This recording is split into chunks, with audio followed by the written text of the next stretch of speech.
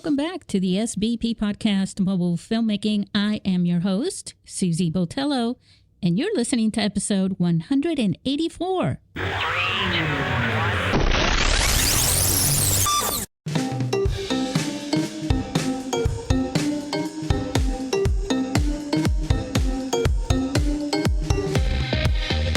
We are Fade into Film.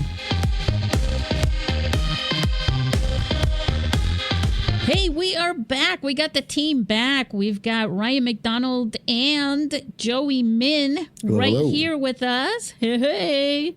Hey, everybody. How's it going? Everyone. How's it going, Ryan? Ryan is in, where are you? Where are you? I'm back at home, just north of Salt Lake City. So I'm in Ogden, Utah. So, yeah. Awesome. How about you, Joey? Where do you happen to be today? I am in the East Coast. I am right near New York. Nice. I'm currently in an RV editing. Are you really? Yes, I am. That is so awesome. I'm in the middle of nowhere again. But you are. You're hanging out with the bears and the bunnies and I just raccoons. Yeah, I decided I was just gonna stay here on this. It's a small production kind of thing, but it's just an RV, and I don't want to go to the. I'm socially awkward, and I don't want to go to the hotel room with everybody. So I'm just gonna sleep in the editing room. I mean, if your eyes are going to be closed and you're going to be dreaming and snoring or whatever, I mean, who cares where you happen to be, right? Right. Yeah, exactly. Plus, they'll be like, oh my God, he's so dedicated. He stayed here to edit and he passed out, not knowing that I don't want to be around people. You're so funny. I can't believe that about you. You were fine and social in our film festival. You know, actually, we haven't talked to you since I had Steph with me. Festival. I had my shield. Your shield. You know?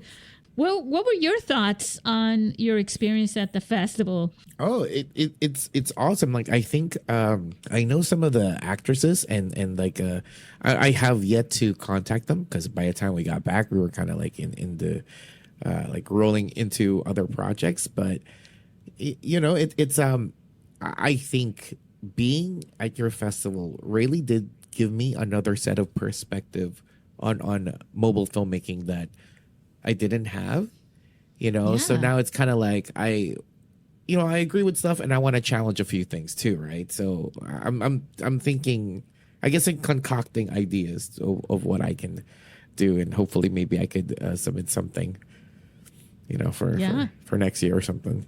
Your presentation was awesome. The reaction to your movie. I felt bad though because I didn't know. I was trying to gauge the crowd. Like, I don't know. I feel, how do I say it? I feel like I don't want to make them feel like I'm talking down. Like, everybody knows how to block a shot, right? It's just more of it's just that it's kind of a little more different, But then I didn't want people to be kind of like, duh, like we know. I'm like, okay, I think it brought a perspective, thinking about action. I mean, blocking shots and things like that is quite different than blocking action shots. There's a difference between, okay, we're going to walk around this couch and come over here, and then you guys are going to sit together, and then you're going to do this, and give that person the coffee cup with your right hand, and make sure you come in from the left, blah, blah, blah, as opposed to you're gonna punch this person in the face, but you're really not, but we're going to pretend that you did, but you're going to pretend that you did it for reals. Yeah. But overall, though, everybody was really, really cool. And I definitely could see you expanding what you got, if you put some elbow grease on that thing, if you know what I mean. I'm interested in the STP oil or whatever that's called for that. Yeah, you kind of got to see me in my element, I suppose, in a way, because I smiled the entire time that I was there. But I was really happy to see the people that I had been communicating with also in person. And it was so great to see you in person, you and Stephanie both, It was fantastic. So, Yeah, I just kind of wanted to get your perspective because I know that we were talking about, in the previous episodes about mobile films and the mobile filmmakers, and you were excited also about that, about watching the films and seeing the quality of the films and meeting the filmmakers who are also indie filmmakers and the ones that are just shooting on phones and the ones that are doing also shooting with traditional cameras as well. Right. That was awesome. It really, really was awesome. And it was really awesome to see you guys physically as well. It was nice just getting to talk to everyone. Yeah. Live. So one of the things that Ryan and Levi said in our last Fade into Film episode was that they were a little, what was the word that you used, Ryan, when we were, what was it? It was kind of like a little nervous, huh? Oh, I don't quite recall from when we were doing the live recording, like you were thinking about, okay, well, what do I say? Yeah, I mean, it is interesting, like meeting somebody that you've spoken, we've had such a dialogue before in the past, and then actually meet you in person. Joy is what I'm saying. It's like it is kind of surreal. It's almost like meeting like for me, it was like meeting like another star in that sense. What? Yeah, you're gonna say like a pen pal or something. Yeah, it was like I was going. I was like, I'm meeting a celebrity in that sense, and that's how I felt. And so I was a bit taken back, maybe bashful, I guess. Oh Jesus! In our moments together, and then, but I learned a lot through your through the presentation, especially about like when you're doing an action scene. It's like, okay, well, you can throw a punch, but like it doesn't even have to be even close to the other person. But depending on the angle and how you're doing it, it's like it makes it look like that. Like, yeah, it was insightful and inspirational, and of course, the short that you guys presented was hilarious, and the audience loved it. Thank you so much. Okay, now I'm feeling awkward. And it showed to my family when we got home, and I mean, it was such phenomenal work, and and you've had the opportunity to work with Michael J. White, and so I mean, congrats, man. I was like starstruck when I came when I met you. Give me like within 3 years, man, I'll definitely be able to like bring you on to something.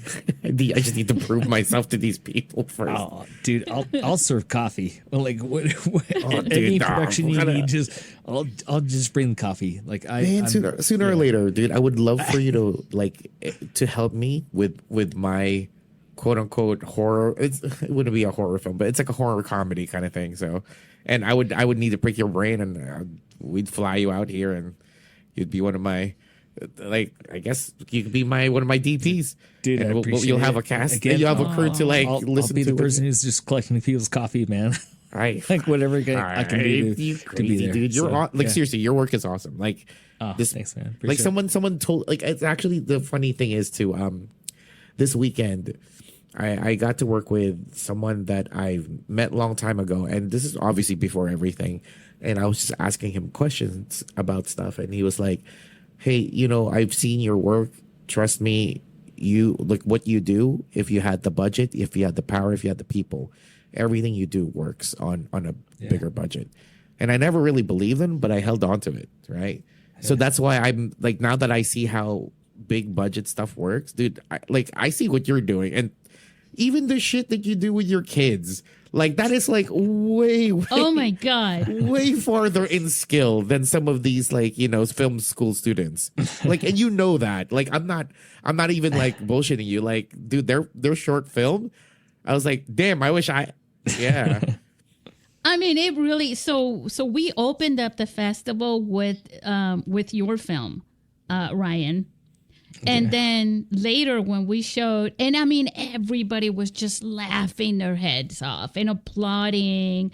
They loved the performance. What was your star's name, the actor again? BJ Wimpy. Yeah. Yes. So he was incredibly good. And so everybody just, I mean, that was how we opened the festival, really. I mean, outside of the feature film, the first film on the short film session that we shared right after that on Saturday, that was it. It started with your film, you know, and people were just like, oh, and it really got everybody's juices flowing. It was, I mean, I just loved the reaction to your film. I'm not overstating that, huh, Joey? Right, because like I wanted to ask too, right? Like, you know, I know, like you said before, you know, your daughter kind of wrote the idea, but I'm sure you're the one that really connected everything together with, like, you know, the details of it. But you know what I'm saying, like, yeah, for that them to was be into, that was later. That was in the rookies one. Oh yeah. But what I'm saying is that it's like,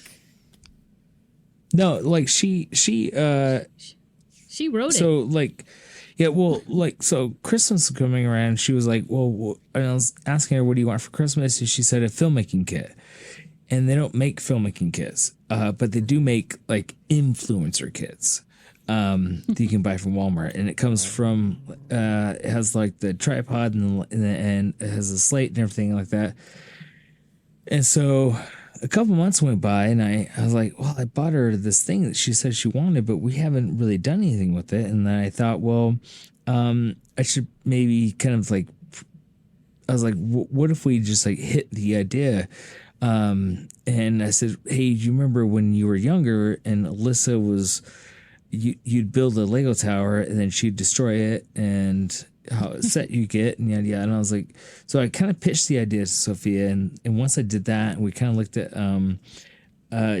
like different, now she hasn't seen Evil Dead, but we looked at some of the, I did a couple of YouTube clips and then but I did take him to see Doctor Strange Part 2. And so, which is directed by Sam Raimi. And so kind of like looking at the style and the idea of what had happened to her when she was a kid.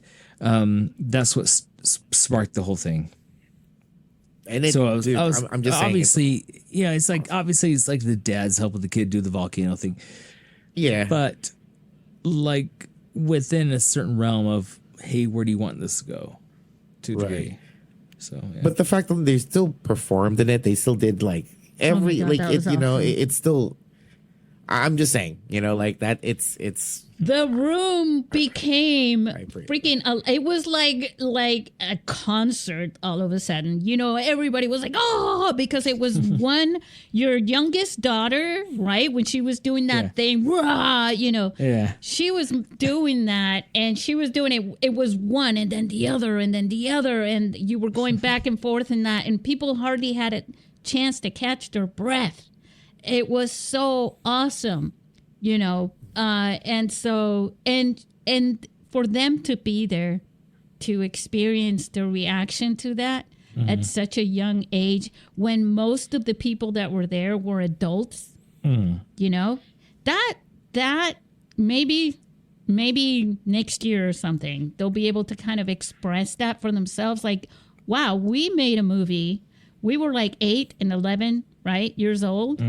And we made this movie and we showed it not to a bunch of kids, but to a bunch of filmmakers, like professional filmmakers, you know, and they were like reacting to it. Like, you know what I mean? Like we just showed them, you know, I don't know, just name your big budget film, you know, and that's got to be something so memorable for them and inspiring, right? To make more. I mean, I know she's already made another one, but I mean, even after that, you know, after the festival. I guess just what I'm trying to say is just that whole thing that like it's even for such a silly idea like that, like, and you know how I talk about like shot progression and you know shot composition is like I think the basis of like skill sets, dude. You got it. Now, like once I'm able to like put you in a place where like, okay, here is a crew of 30 people that will listen to whatever the fuck you say. Like you'll see what I mean. And that's when you change. You realize like, holy shit, and like my shit does work. So. I'll never forget, I was a cinematographer by accident once because first I was going to be the script supervisor, and then the AD, the AD, failed somehow. And so all of a sudden it's like, well, Susy, you're going to be the AD. I was like, all right. So I'm building a shot list. I'm doing all that stuff.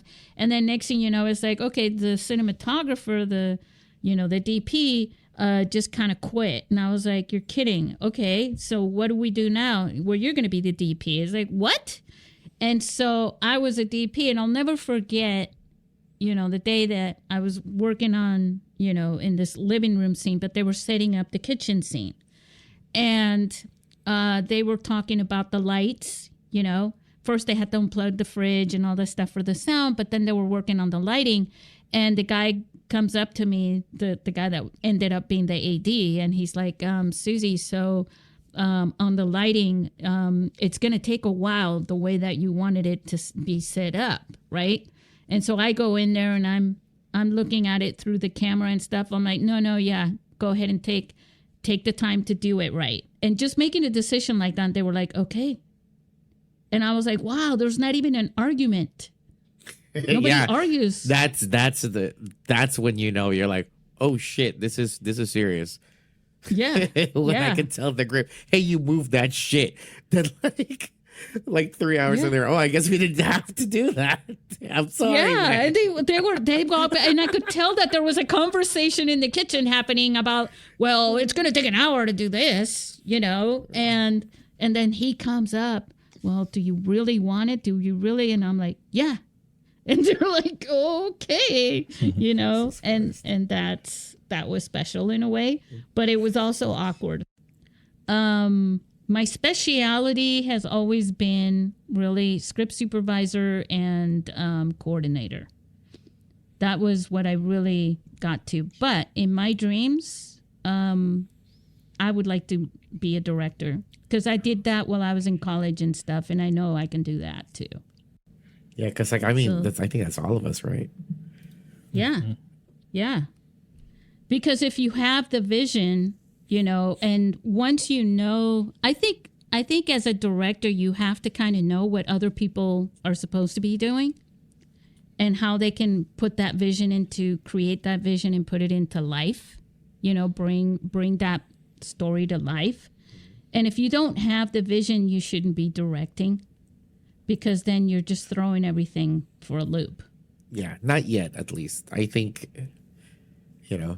not yet to be a director. Maybe, they could have the potential. They just have to realize, the vision is nothing without the execution, right? But the execution is nothing without the vision either. So it's like you kind of, being a director means that you have to kind of know a bunch of hats in your or at least nowadays, I think. So. Yeah, and you're also, one of your main jobs, the AD is the one taking care of everything for the most part. But the director is, on a narrative film, they're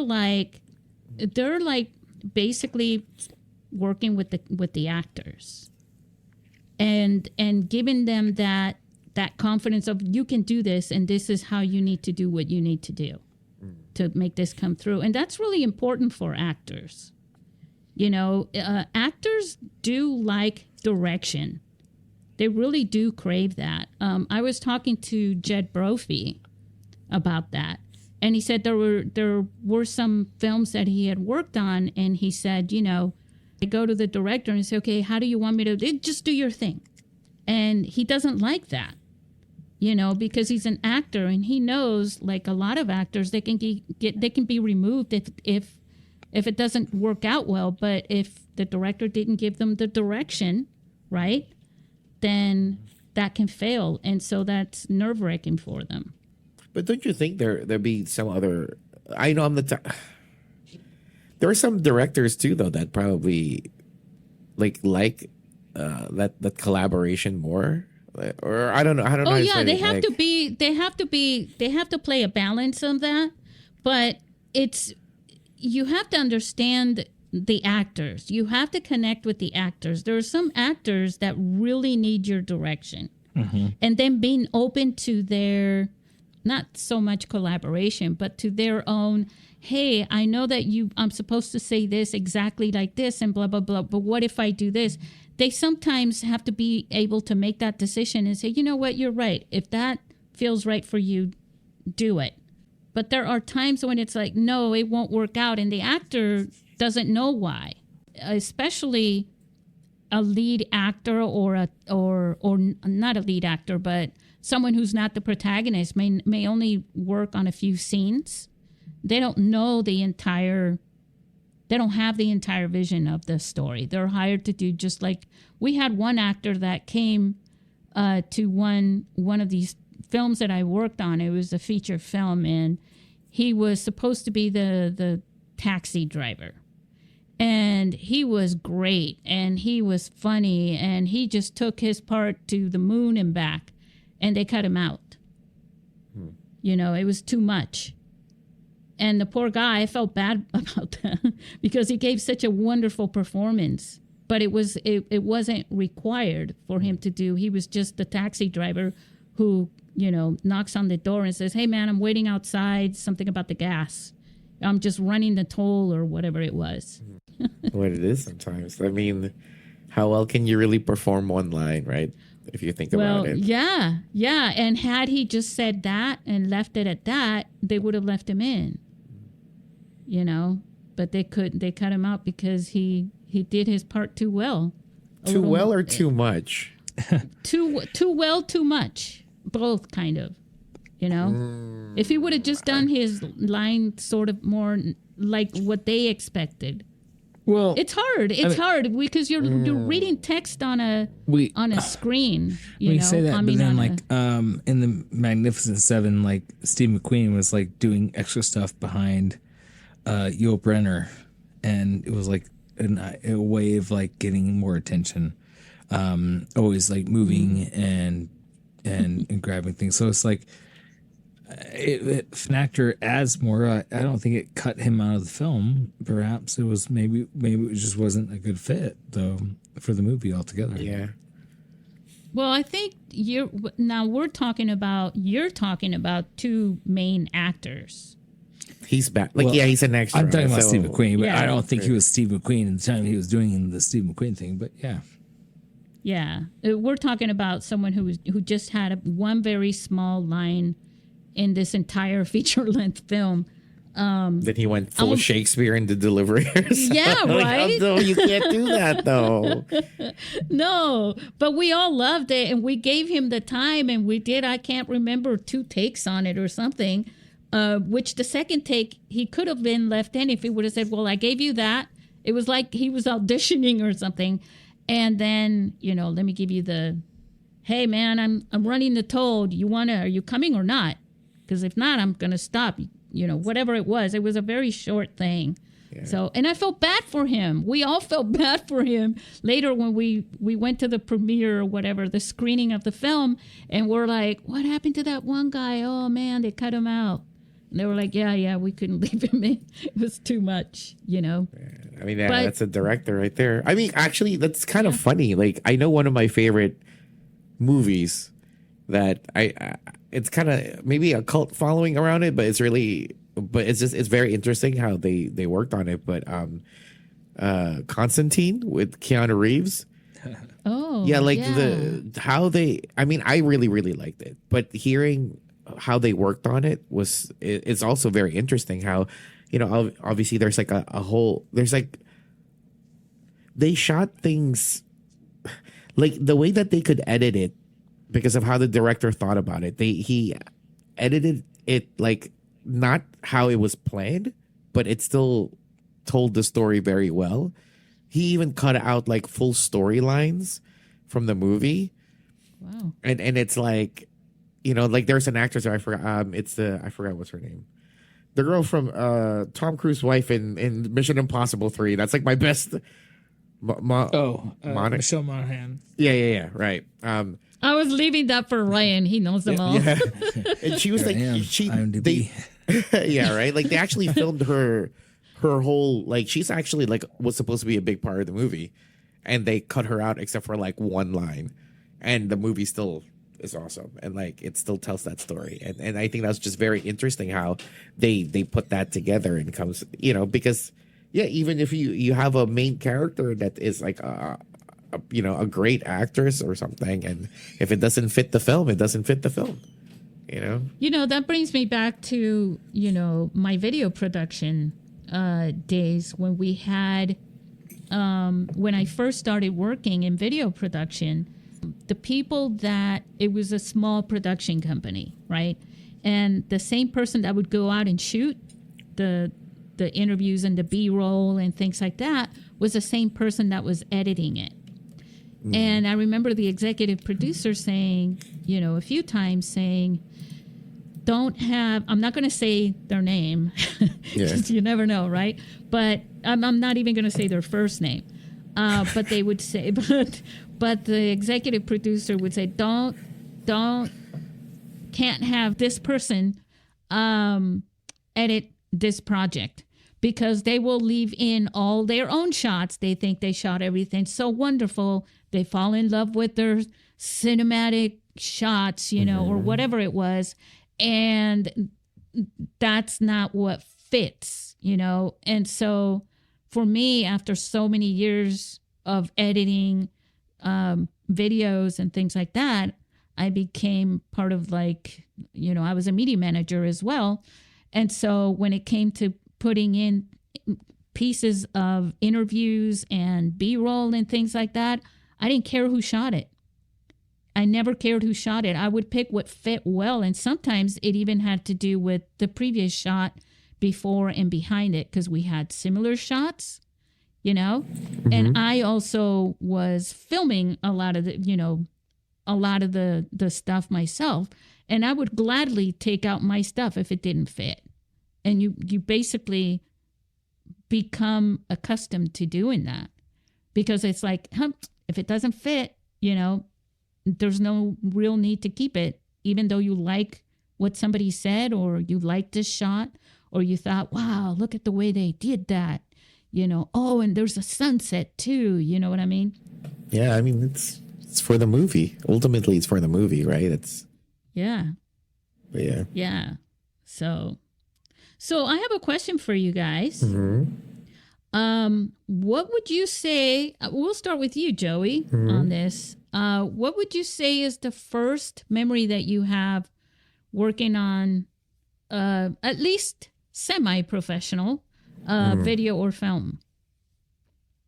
Yeah, so okay, that's kind of funny, because like a long time ago, before I even thought about film, or even I guess I was already thinking about it, but there was like long time ago, there was like a Bollywood film that was being filmed in Jersey, and it was like 15 minutes away from where I was living, and and I guess they were doing it very guerrilla, but they still guerrilla in the sense of like, I guess where they're just filming, there's still people kind of around, even though they paid for like permits or whatever. And they were doing like a small dance scene, but my whole, like, what I was there for is I was supposed to just ride my skateboard, and I would just do a kickflip in one of the dance things, and that's it. That's all I did, right? Yeah. And I don't know what movie this is. I never looked it up, never thought about it. I can't remember it. I know I got paid like $70 that day to do like a 2-take kickflip, and I'm like, and ate Indian food and Crafties. Always been a Crafties goblin, so that's just who I am. But yeah, that's, and that's what I just remembered. But what was it that stood out for you as far as, your perspective, as like, if that was your first real experience, right? And you're like, wow, this is kind of cool. Did it even inspire you to maybe look more into it too? I don't know if it really inspired me. I think what I remember thinking about it though was just like the idea of how everybody could, like, a big group of people could come together for one particular idea. And everybody was into it, like, or everybody were doing what they were doing, right? So I guess it was just like a brief kind of thing, because I didn't stay after they said I'm done, and I just kind of like I lived 15 minutes away, so I just rode my skateboard home. So that was really it. Cool. Yeah. So I think that's like my first experience, but definitely now looking back on it, I wish I remembered more details. Really, because it was kind of just like oh yeah, this is nothing, kind of feeling. But I wish I kind of really watched how they did that. Being I don't even know if they're second unit. That's kind of crazy. It's like it's a Bollywood film, and they're here. They were in some bumblefuck New Jersey, filming like a dance scene. And I was like, oh okay. So I thought that was crazy. Yeah, there's something about that name that's gonna stick. That's everywhere in New Jersey, bumblefuck New Jersey. Until Netflix apparently, I think they're building something here in the next 2 years. Then everyone's gonna know New Jersey. I guess it's gonna be like that's Atlanta, and everyone's gonna be a shitty driver and shit. So. That's what I know. Fucking, I hate going to Atlanta to work. It's like, man, people can't drive here. But yeah. Wow. What about you, Ryan? My first experience with Hollywood. Well, it doesn't have to be Hollywood, but okay. Well, I so as we're sitting here with the recording and each week, there's a picture behind me on my DVD shelf, which is of my wife, and when she was a teenager, and a picture of her and Cameron Diaz. When I was in the 8th grade, a long time ago, there was an option to get extra credit, and if you went and saw a movie and you wrote a movie review, that would get you some of the extra credit. So I went and saw a film called A Life Less Ordinary, directed by Danny Boyle and Ian McGregor, and starring also Cameron Diaz. I think I saw that. Yeah. And so I remember writing the review, and I got the extra credit and everything else in the 8th grade. What happened later in my life, though, was that I met my wife, and her dad was, because they shot some of that movie in the town that I live in, Ogden, and then just slightly north of Salt Lake Layton. So they shot some of that movie here, and my wife was on set. Well, I didn't know her at the time, but obviously because it was shot in the 90s. But my father-in-law now is in the movie, and I didn't know that at the time. Obviously, I saw the movie, and then my wife, she saw certain scenes of the movie while it was being shot. So behind me, while we're doing the podcast, is like a picture of her when she was a teenager with Cameron Diaz, who was in the movie. And so, what the main point I'm trying to make is that, so interesting for me. I haven't done a Hollywood thing, but there was a moment where I wrote a film review when I was in the 8th grade. And later, I met the girl whose dad was in the movie and did some of the stunt work for the movie, and it all kind of synchronized for me in that sense. So I have it's a sign. Yeah, exactly. So so for me, I haven't done a Hollywood thing, but from my perspective, I've gone as close to the sun as I can in that sense. What made you want to get into movies, actually? There was a time where I was watching, I thought I wanted to be a lawyer, and then I saw regarding Henry, and in the storyline, it turns out he was really a prick before he, the whole change of what happens in his character. And then I thought, well, I'll be a cop. I really loved Dick Tracy. I actually saw the Die Hard films when I was younger. So, but then I was like, well, what are the odds that I'm going to actually survive all those kind of things? And then there was a moment in I was in the ninth grade, and there was like, well, we're going to meet with the school counselors, and we're going to talk about what you're going to do for the rest of your life, and what do you want to learn. And it just hit me. I was like, I actually like all these characters, especially James Bond. And I was like, I'm not actually those characters. I think that's what I want to do, is just make movies. And I had it at the time. I was full-heartedly set on writing like Psycho 5 when I was in like the sixth grade. So I didn't realize I was such a writer or director until I thought it was just like a hobby thing. And then junior high hit and it was like, hey, what do you want to do for the rest of your life? And I was like, oh, wow, I actually have been doing all these things the whole time. So why not? Yeah. So, and it even like writing like scripts. So, you could, back in the day before Amazon, closed every bookstore, you could go to like a Barnes Noble or a Borders bookstore, and you could go to the film section, and they would have like scripts you could buy. And so I have this like a published script of like 4 Rooms, from Dusk to Dawn, Pulp Fiction, and that was really how I learned how to like format scripts, was reading those ones. It's just, I was lucky that it happened to me so early in my life. So you've also been an actor, though. What brought you into that? In the early days, I guess I saw myself as the action hero, but then I didn't like the way that some of the angles of the filming was being happening. So I was like, well, maybe I should take another step back and just do directing. And then as the years went by, I think some of my other film friends they needed somebody who could act, and fortunately I fit the bill. And it wasn't really something I was looking towards, but I landed in it just because they were looking for somebody who could act. And I think that when you're a person who's a director, being an actor is, so much more about what the director wants and why they need this and stuff like that. So I think you're actually a better fit if you're an actor and also a director as well.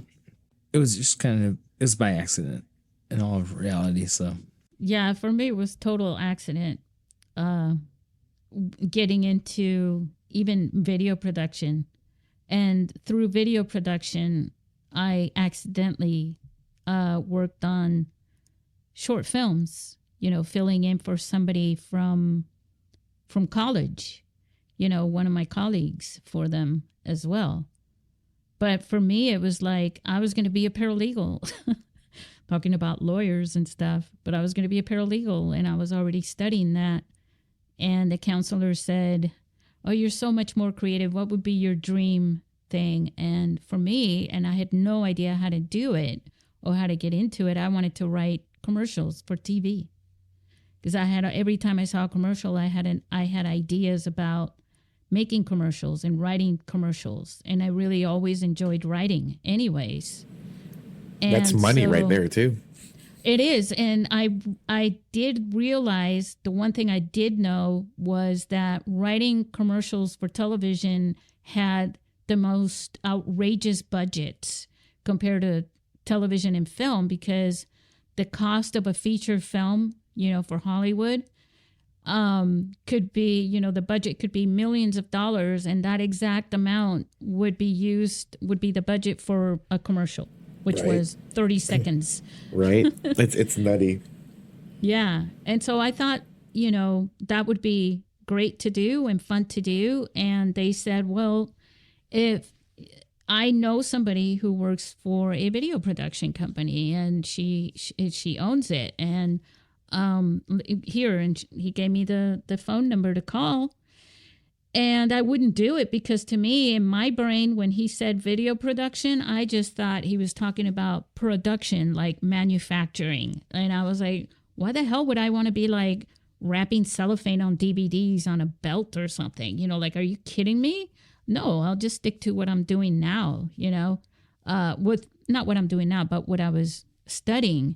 And finally, he kept asking me.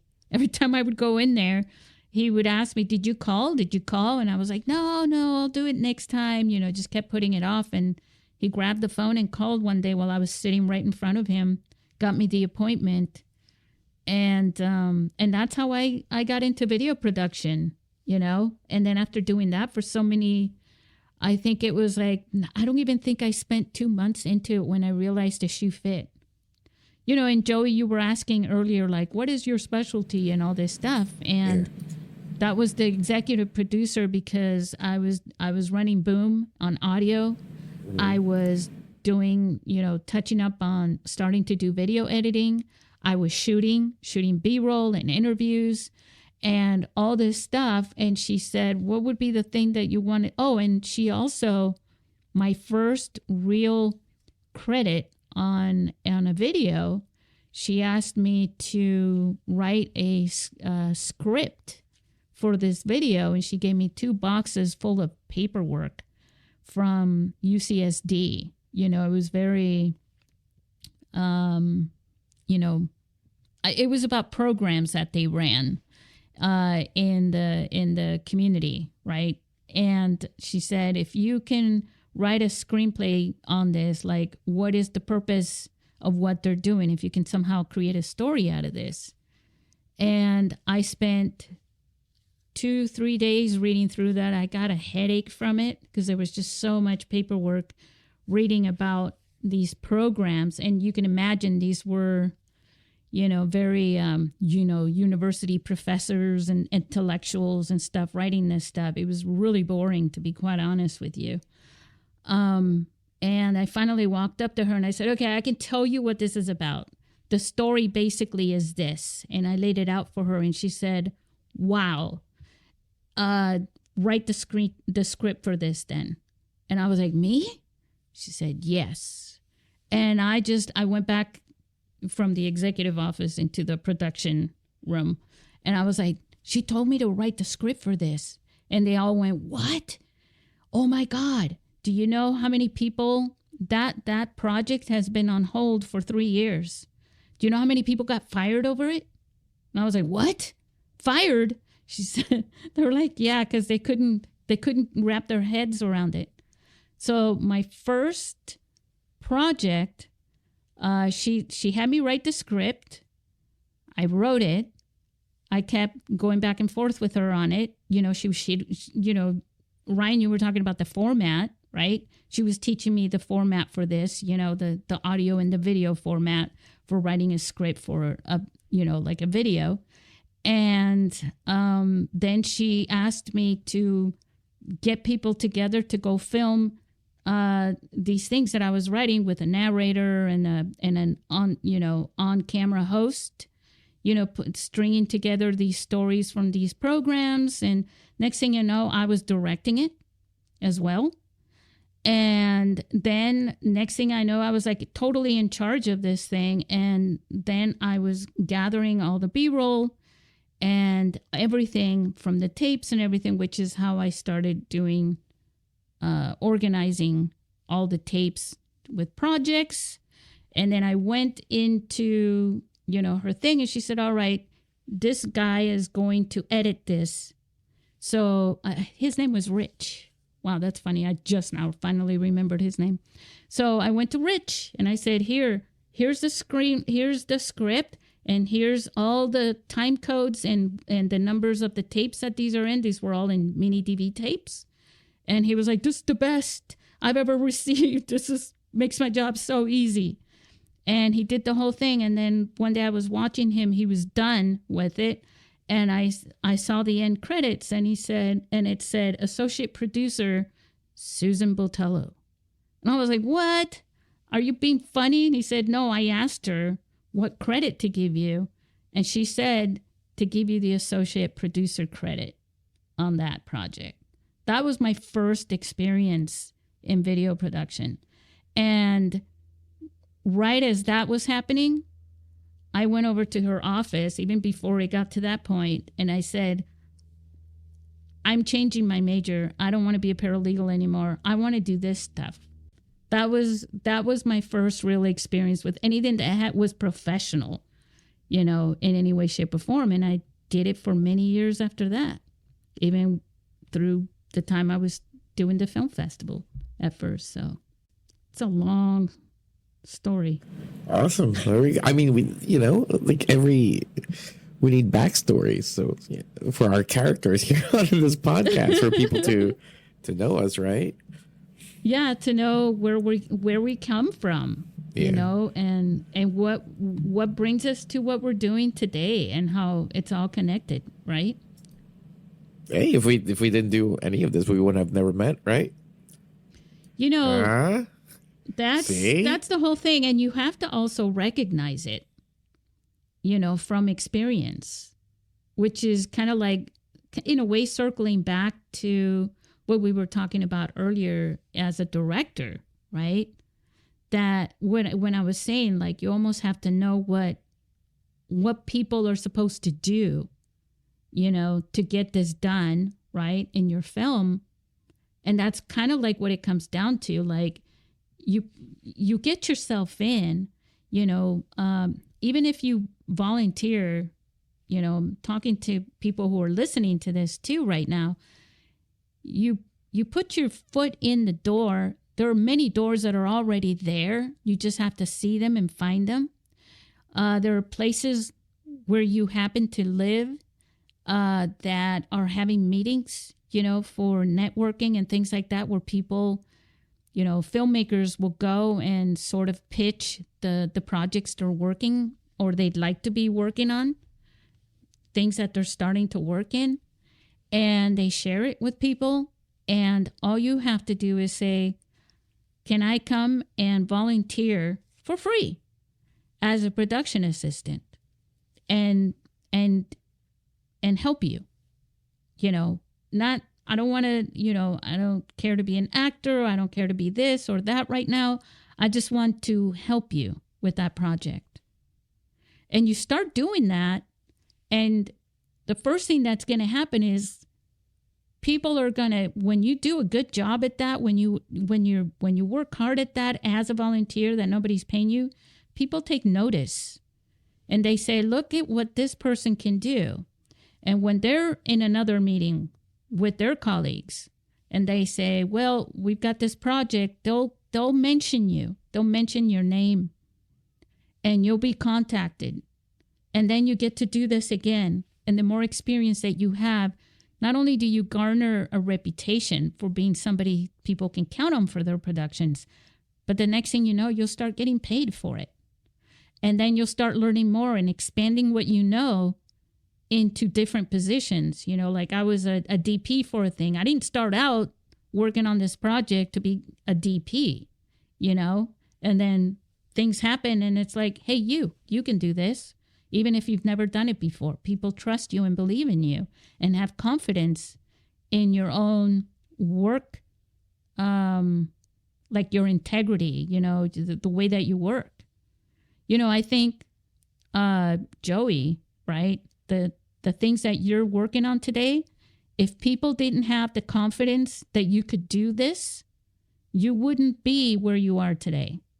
No one would have taken that chance with you without having some sort of a base knowledge about how good you are at what you do, Joey. Yeah. And even if that comes from making YouTube videos. It's the practice, though. But yeah, at least there's it's proof that there's growth, Yeah. And I think that's, a lot of people, it's very hard because you hear, especially on social media, a lot of people like to, sort of say, I do this and I'm good at this and I do that. And, they kind of feel like they have to raise themselves up here. And sometimes it's all the stuff that where you got to where you are, you just have to show them. You don't have to talk about it. You just have to show them. And I think sometimes people believe what you can do better from other people saying it than you saying it. Yeah. Well said. Good. Well said, Susy. Anyway, there you we guys go. have It's good. anything else that you want to bring up any more advice, considering where we all got started? I think it goes full circle, right? Especially in a very small community I like to say small community of filmmakers, but I guess there's more people out there now doing stuff that isn't known. But I mean, it's just, you just gotta keep working at it. And then eventually you all kind of just meet at a particular summit, Yeah, like the people that you met at our film festival. Yeah. And Like how I they definitely, met each I'm other. going to reach out to them soon, for little tiny projects to see if I could get better at writing, because I suck with that. So Well, and you met people from New York. yeah, exactly. I was going to reach out to them. That's what I mean. Yeah. Because I know Yeah. like one of the actresses, they're like, oh, I want to learn action. I'm like, oh, I know a great stunt guy that, or at least a stunt team that teaches that if you actually want to learn it. But yeah, It's And I not got a your feeling I stunt- know exactly your who stunt you're team. talking about. Excuse me. What would you say, Ryan? Isn't that your stunt team? Like what Well- would you refer to someone else? It's because it's not, because the thing is, it's not my stunt team. Like I don't really, and that's the thing too. People kind of like, I want to be a director, and what I'm trying to be is a director. It just so happens that my background came from stunts, basically. So a lot of the stuff that I write, I make my own. I still put together my own action scenes, but ultimately I still get like a stunt coordinator, which that's what I was saying to everybody there. It's like you might have an idea like, oh, this person falls or something like that, but a stunt coordinator would know exactly how someone can do that without hurting themselves, and or have the resources to have access to other people and stuff like that. So I have friends that are stunt coordinators here in the East Coast. So myself, I do not have my own stunt team. So yeah. And stunt coordinators don't necessarily always work with like big stunt films, like even if you're just doing a few scenes that involve some sort of action. Like that too, like just for safety, honestly. Yeah. Yeah. Okay. Well, I think we've just about covered pretty much quite a lot. That was deep. Good job, guys. Yeah, I mean, I think, in bringing it back to mobile filmmaking, that's one way to get your experience and get more people involved and network, and sometimes the only way you're going to get people to respect you as a filmmaker is to show it to them. And one way to do it is like, okay, let's make this short little film together. I'm going to shoot it on my phone and let people go ahead and joke about it and all that stuff, but then let them see the outcome. And they'll have a newfound respect for not just mobile filmmaking, but for you and what you can do. So, all right, say goodbye to our listeners, guys. All right, see you guys. Till See next you guys time. next week.